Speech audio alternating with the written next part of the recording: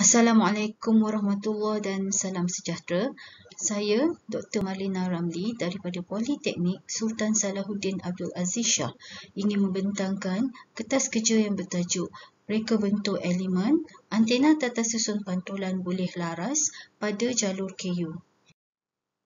Okey, antena tata susun pantulan ini adalah mewarisi kebaikan yang ada pada antena pemantul parabola dan antena tata susun sefasa, di mana pemantul parabola mempunyai lebar jalur yang luas, kehilangan yang rendah, manakala tata susun sefasa mempunyai profil yang rendah, kos fabrikasi yang rendah dan fleksibiliti dalam mengubah alur. Namun begitu, kedua-dua antena ini mempunyai kelemahan, iaitu pemantul parabola ini mempunyai bentuk geometri yang besar dan berat. Ia juga melibatkan kos fabrikasi yang tinggi.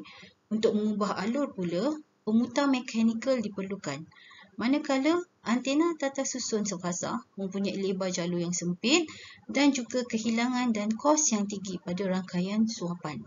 Oleh itu, antena tata susun pantulan ini mempunyai kebaikan dari segi ianya mudah difabrikasi, mempunyai profil yang rendah, kos yang rendah dan juga kehilangan yang rendah. Okey, ciri-ciri reka bentuk elemen ini adalah mempunyai elemen tanpa jalur mikro yang direka bentuk untuk memaparkan semula medan tuju dengan fasa yang betul. Ia merujuk kepada Hoza et al. 1997.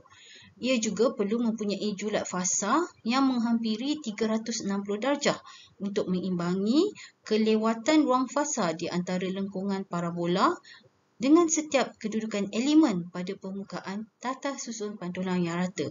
Okey, ia adalah perlu memandangkan bentuk antena tata susun pantulan ini adalah rata berbanding dengan melengkung untuk pemantul parabola. Untuk mendapatkan lengkungan fasa yang diperlukan, iaitu menghampiri 360 darjah, kaedah anjakan fasa yang digunakan adalah secara elektronik, di mana komponen diode varactor digunakan. Okay, kenapa saya memilih diode varactor? Ialah kerana ruang fizikalnya yang kecil, kepantasan yang tinggi iaitu masa tindak balas yang lebih rendah, kemajuan teknologi pembukusan komponen elektronik yang telah dikenal pasti tidak memerlukan kepakaran dan kelengkapan fabrikasi yang tinggi. Selain daripada itu, ia menggunakan penggunaan tenaga yang lebih rendah. Okey, elemen yang direka bentuk ini dinamakan cincin bulatan segi empat sepusat atau ringkasannya adalah CBSS. Berikut adalah pandangan atas elemen yang direka bentuk, iaitu diode varactor diletakkan di antara ruang antara dua bentuk tampalan ini. Di bawahnya adalah pandangan sisi elemen tersebut.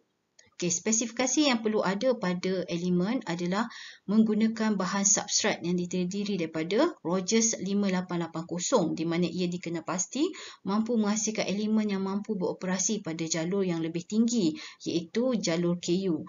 Tingginya pula adalah 0.787 mm dengan kebertelusan substrat 2.2, kehilangan tangen 0.009 dan tembaga iaitu bahagian bumi ini adalah ketebalan 0.035 mikrometer.